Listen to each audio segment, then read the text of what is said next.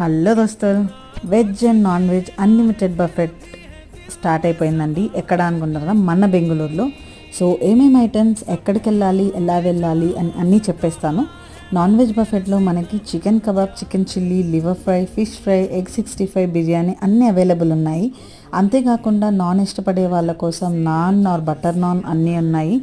వాటి కోసం butter paneer available ఉంది. అంతేకాకుండా వెజ్ బఫెట్లో మనకి paneer tikka, baby corn Manchurian, gobi Manchurian, మిర్చి బజ్జీ, ఆలు 65, veg pulao, veg noodles, soup ఈ అన్నీ అవైలబుల్ ఉన్నాయి.